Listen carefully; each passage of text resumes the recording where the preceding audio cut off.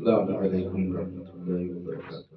وعلیکم السلام ورحمۃ اللہ وبرکاتہ۔ اعوذ باللہ من الشیطان اللعین الرجیم، بسم اللہ الرحمن الرحیم۔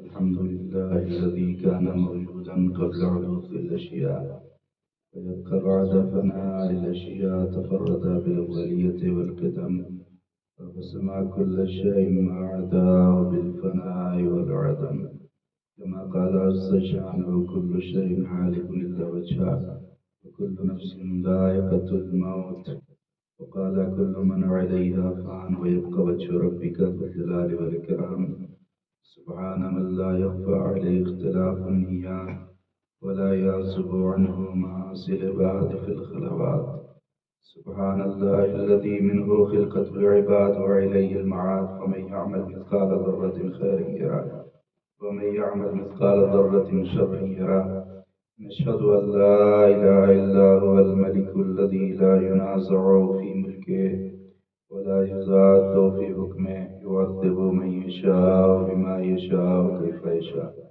ويرحم من يشاء بما يشاء كيف يشاء، تعذيبه المسيء عدل وعفوه تفضل، ثم الصلاة والسلام على أشرف الأنبياء والمرسلين وآله الطيبين الطاهرين المعصومين المظلومين الغر الميامين، ولعنة الدائمة الباقية على أعدائهم أجمعين، أما بعد، يا عباد الله أوصيكم ونفسي بتقوى الله۔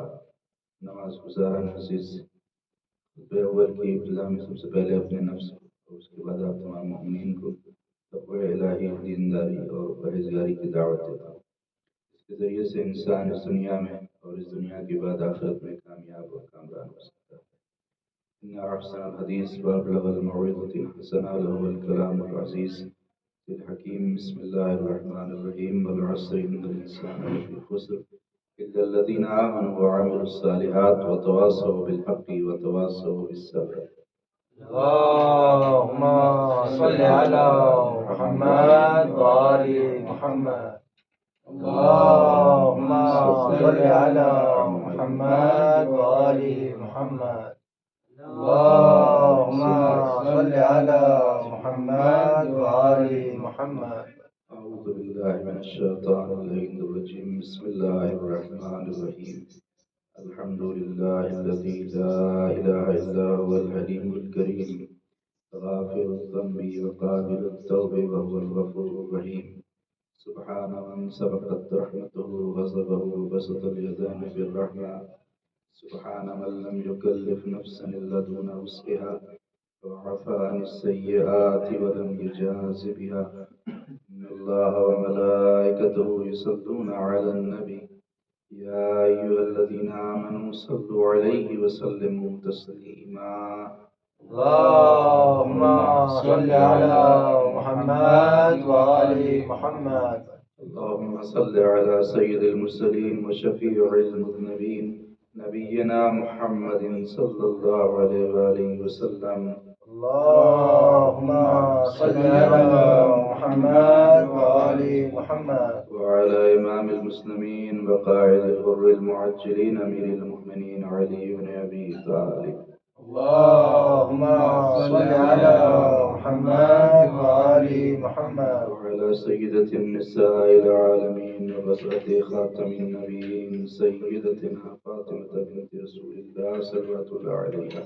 اللهم صل على محمد وآل محمد وعلى الحسن المجتبى۔ اللهم صل على محمد وآل محمد والحسين الشهيد بكربلاء۔ اللهم صل على محمد وآل محمد وعلي بن الحسين۔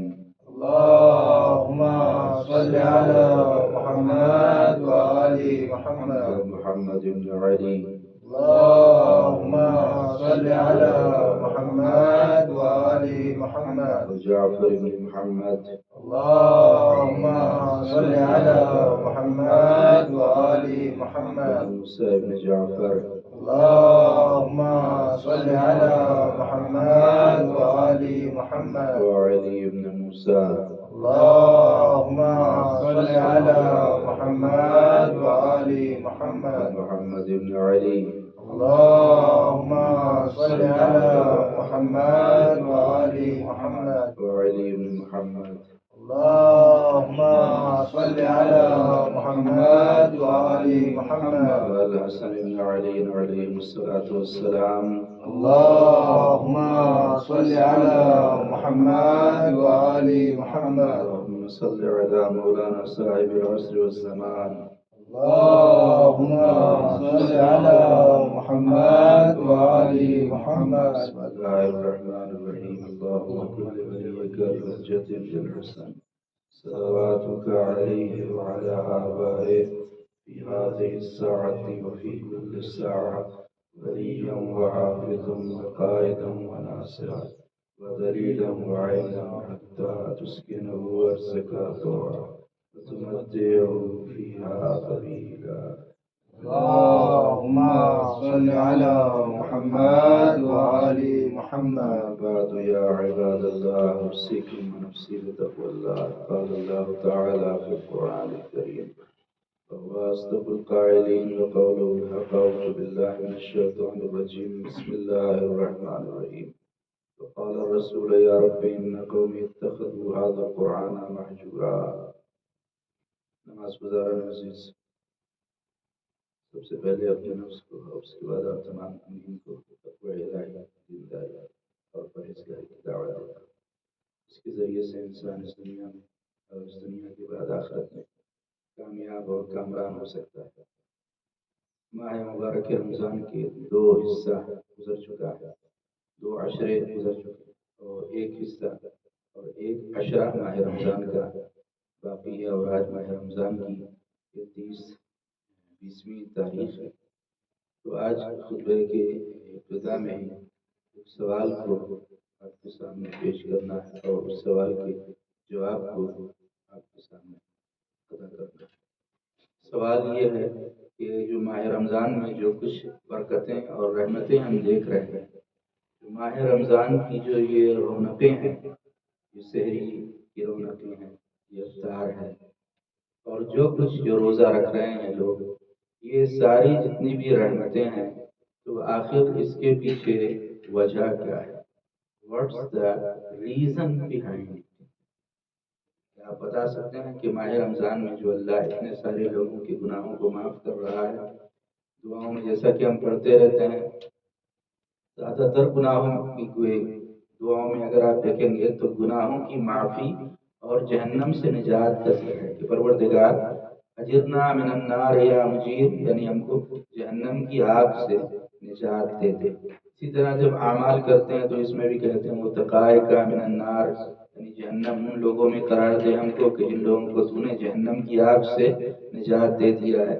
اسی طرح جو روزانہ کی دعا ہر نماز کے بعد ہم پڑھتے ہیں، اس میں بھی یہی ہے یا علی یا عظیم یا غفور یا رحیم انت الرب العظیم الذی لیس کمثلہ شیء وهو السمیع البصیر وهذا شهر نظمته وکرمته وشرفته وفضلته على الشهور وهو الشهر الذي فرضت صيامه عليه فیا ذا المن ولا يمن عليك منا علی بفکاک رقبتی من النار. اب یہ سب کچھ تعریف کیا کہ مہینہ بڑا عظمت ہے، یہ شرف والا ہے، یہ رفتوں والا ہے، تو آخر میں یہ کہا کہ پروردگار ہم کو جہنم کی آگ سے نجات دے دے. اس میں بھی یہی دعا ہے کہ ہمیں جہنم کی آگ سے نجات دے دے.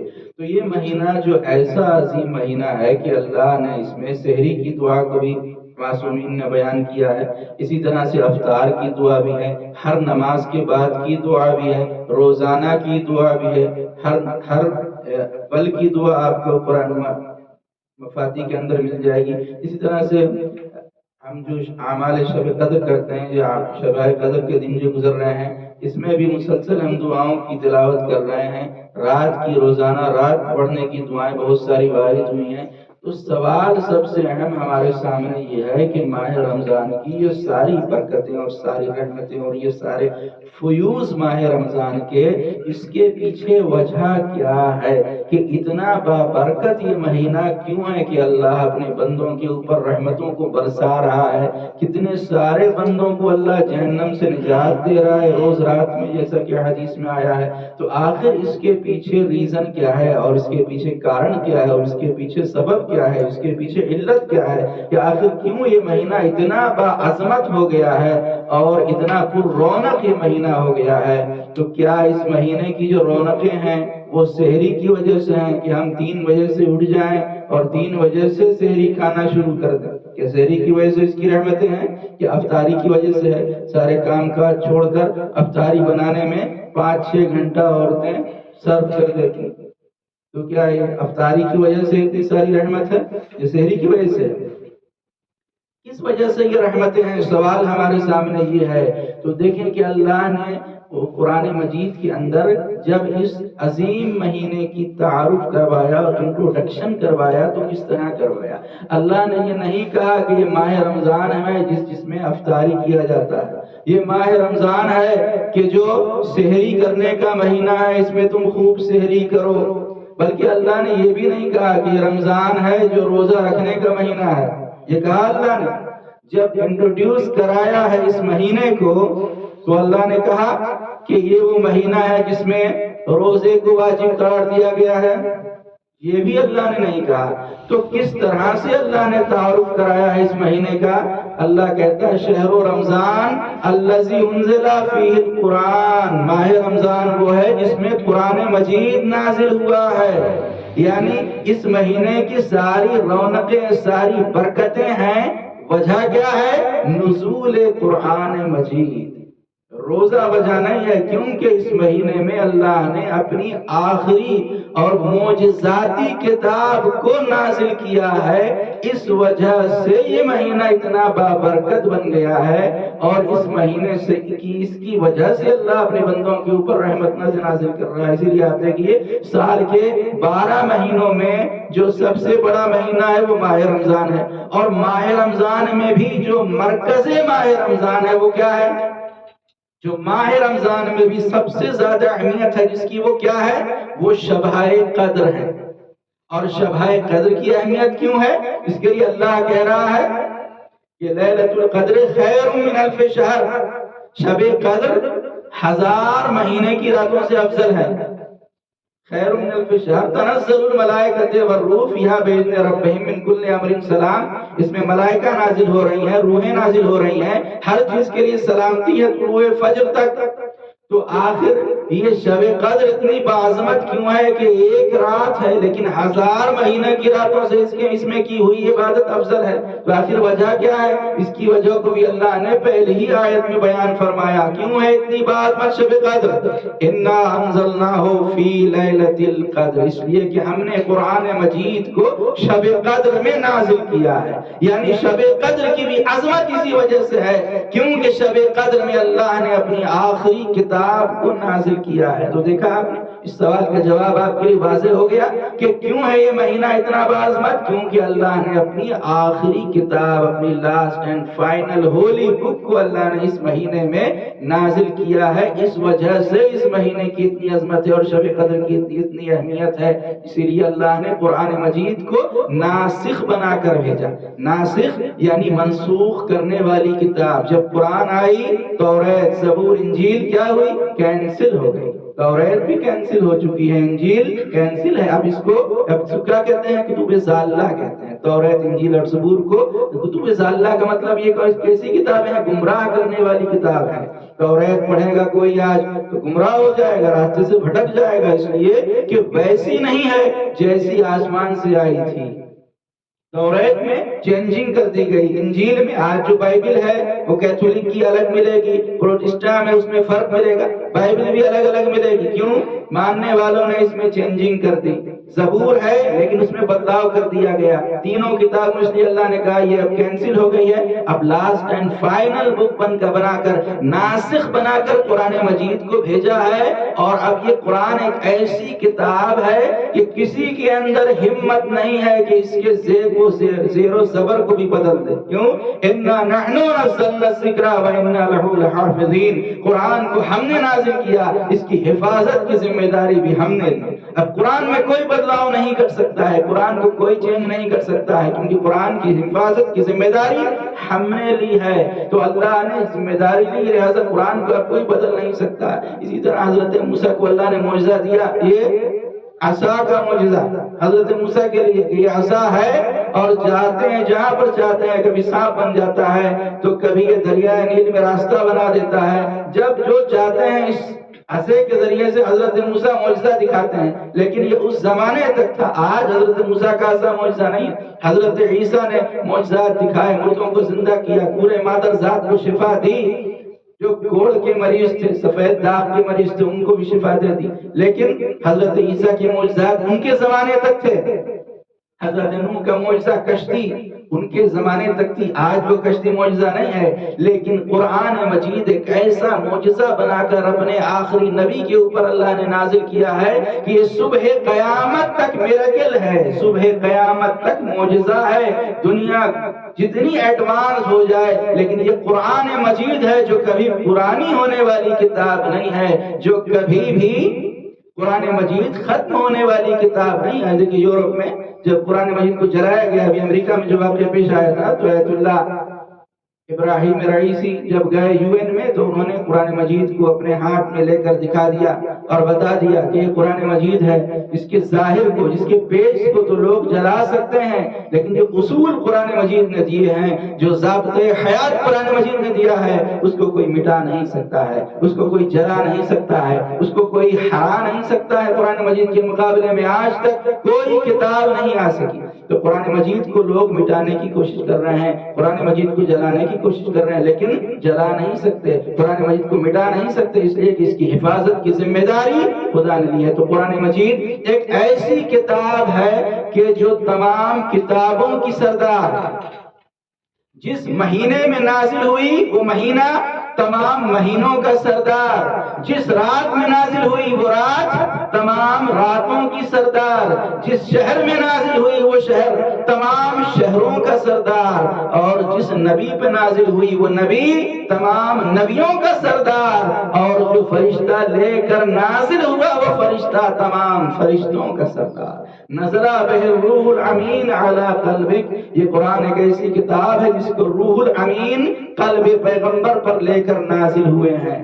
تو یہ امین فرشتہ لے کر، جبریل امین لے کر نازل ہوئے ہیں۔ یہ قرآن مجید ایسی کتاب ہے کہ جس کی مثال کائنات میں ممکن ہی نہیں ہے۔ اللہ نے خود ارشاد فرمایا لو ان قرآنا سیرت بہ الجبال وقطعت بہ الارض وکلم بہ الموتى، قرآن مجید ایک ایسی کتاب ہے کہ جس کے ذریعے سے پہاڑوں کو چلایا جا سکتا ہے۔ یہ قرآن میں یہ معجزہ موجود ہے۔ ہم کو لگتا ہے یہ بڑی آسان کتاب ہے، جب لوگ پڑھنے لگتے ہیں تو اپنے کئی لوگ پیر کے اوپر قرآن مجید کو رکھ دیتے ہیں۔ تو ظاہر میں تو کم سے کم قرآن مجید کا احترام کریں۔ قرآن مجید کو اگر رکھنا ہے تو رحل ہے، اسی لیے رحل کے اوپر قرآن مجید کو رکھیں۔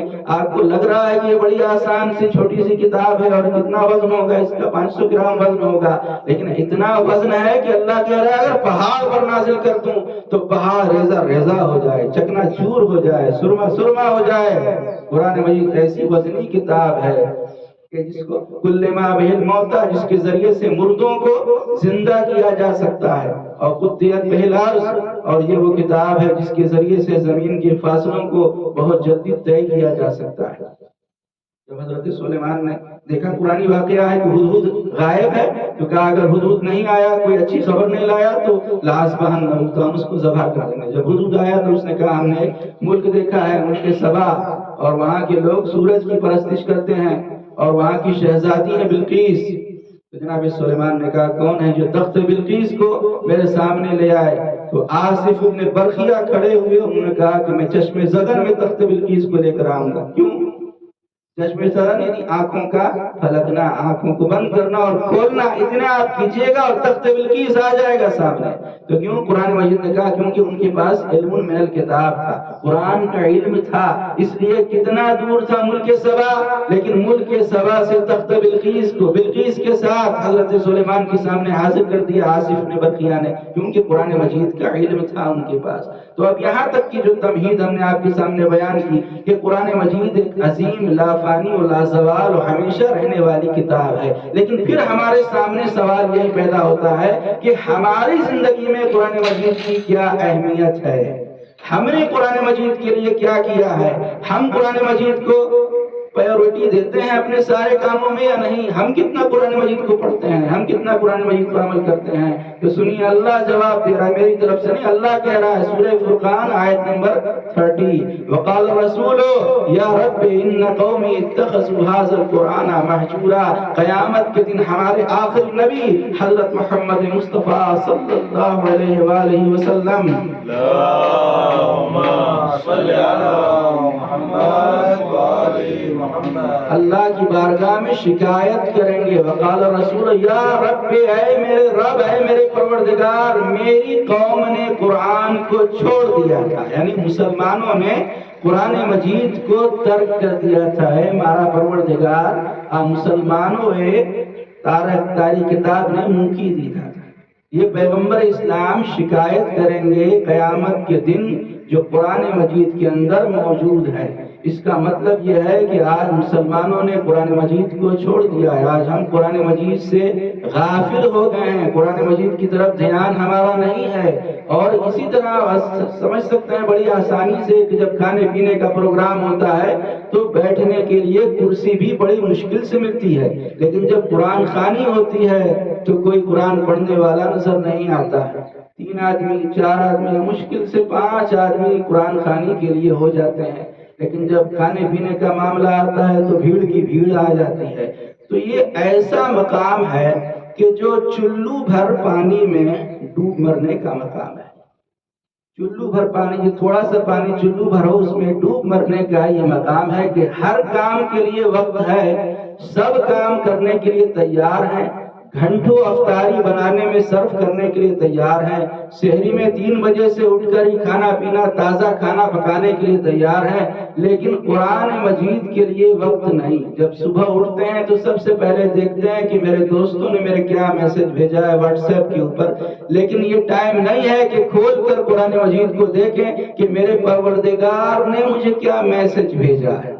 تو قرآن مجید کی اہمیت کیا؟ آج کافی لوگ یہ کہتے ہوئے نظر آئیں گے قرآن مجید ہم کو پڑھنا ہی نہیں آتا ہے تو کیا کریں؟ یہ دنیا میں آئے تھے تو کیا سیکھ کر آئے تھے؟ کچھ جان کر آئے تھے؟ لنگالا یہاں آ کر سیکھ لیا، سوہیلی سیکھ لیا، فرینچ سیکھ لیا، تو قرآن کیوں نہیں سیکھ پا رہے؟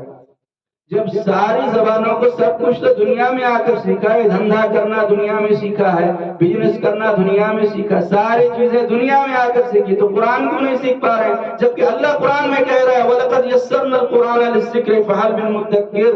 ہم نے قرآن کو پڑھنے کے لیے آسان کر دیا ہے، ہم نے قرآن کو ایزی کر دیا. یہ ڈیفیکلٹ نہیں ہے، یہ مشکل نہیں ہے. قرآن میں اللہ کہہ رہا ہے ہم نے آسان کر دیا. آسان اتنا آسان کر دیا کہ 1 2 سال 3 سال کے بچوں کو بھی سورہ یاد کرایا جاتا ہے تو وہ حفظ کر لیتا ہے. اتنا آسان ہے قرآن کے، چھوٹا سا بچہ بھی یاد کر لے رہا ہے. تو جب ایک چھوٹا سا بچہ یاد کر سکتا ہے، سیکھ سکتا ہے، تو اگر 40 سال عمر ہو گئی، 50 سال عمر ہو گئی، 60 سال بھی اگر عمر ہو گئی ہے تو یہ لیٹ نہیں ہے، یہ دیر نہیں ہوئی ہے. ابھی بھی قرآن مجید کو سیکھا جا سکتا ہے، قرآن مجید کو عمل کیا جا سکے. سر روایتوں میں ملتا، روایت میں موجود ہے کہ جو انسان دنیا میں قرآن مجید کے علم نہیں حاصل کرے اور مر جاتا ہے تو مرنے کے بعد اس کو بہت زیادہ پچھتاوا ہوگا کہ اس نے قرآن مجید نہیں سیکھا. بہت زیادہ مرنے کے بعد پچھتاوا ہوگا، یہاں تک کہ قبر میں اس کو قرآن مجید کی تعلیم دی جائے گی. یعنی قرآن مجید کے علم سے انسان کو چھٹکارا نہیں ہے. دنیا میں نہیں سیکھ سکے، مرنے کے بعد قبر میں قرآن کی تعلیم دی جائے گی. کیونکہ جنت کے جتنے درجات ہیں اتنی قرآن کی آیتیں ہیں. تو جنت کے درجات کو مومن نہیں طے کر سکے گا جب تک قرآن مجید کا علم حاصل نہ کر لے. تو وہاں مرنے کے بعد قرآن سکھایا جائے، اس سے بہتر ہے کہ اس دنیا میں سیکھ لیں. یہاں پر ہمارے پاس انف ٹائم ہے تو یہاں پر قرآن مجید کا علم حاصل کر لیں. آج تو اگر کسی کے پاس جا کر نہیں حاصل کرنا چاہتے ہیں تو آن لائن ٹیچرز بھی موجود ہیں. آن لائن ٹیچر سے رابطہ کریں اور قرآن مجید کو سیکھ لیں، علم قرآن کو حاصل کر لیں. اس لیے کہ یہ تو پہلا مرحلہ ہے، تلاوت کا جو مرحلہ ہے یہ تو پہلا مرحلہ ہے کہ قرآن کو صحیح پڑھنا آتا ہو. جب پڑھنا آئے گا، جب تلاوت کریں گے تو پھر ترجمے کو پڑھیں گے، پھر تفسیر کو پڑھیں گے، پھر تعویل کو قرآن مجید کی جانیں گے. لیکن یہاں پہلے ہی مرحلے میں 0 نظر آ رہے ہیں. پہلے ہی مرحلہ ہے تلاوت کا، اسی میں مسلمان اسی لیے مسلمانوں کے بیکورڈ ہونے کی سب سے بڑی وجہ یہی ہے کہ مسلمانوں نے قرآن مجید کو چھوڑ دیا۔ آج مجلس میں انشاءاللہ مولا کائنات کی وصیت کو پڑھیں گے کہ جب مولا کائنات نے وصیت کی تو وصیت میں ایک جملہ مولا کا ہے اللہ اللہ فی القرآن، وصیت کی اپنے چاہنے والوں کو، امام حسن حسین کو، اپنی تمام اولادوں کو کہ قرآن کے بارے میں خدا سے ڈرتے رہنا کہ کہیں ایسا نہ ہو کہ غیر تم سے زیادہ عمل کرنے میں آگے نکل جائے۔ قرآن پر عمل کرنے میں آج غیر آگے نکل چکے ہیں، دوسرے لوگ ریسرچ کر رہے ہیں، کھوج بین کر رہے ہیں، دیکھ رہے ہیں کہ کیا ہے قرآن میں، لیکن مسلمان قرآن مجید کب کھولا جاتا ہے؟ قرآن مجید ہمارے یہاں اس وقت جب کوئی سفر پر جاتا ہے تو اس کے سر کے نیچے قرآن رکھ دیا جاتا ہے تاکہ اس کا سفر اچھا ہو۔ قرآن کب کھولا جاتا ہے؟ قرآن مجید جب بیٹیوں کی شادی ہوتی ہے تو جہیز میں قرآن مجید دیا جاتا ہے کہ جہیز دے کے قرآن مجید جائے جہیز میں۔ اب کھولا کب جاتا ہے؟ جب ساس یا سسر مر جائیں تب قرآن مجید کو کھولا جاتا ہے۔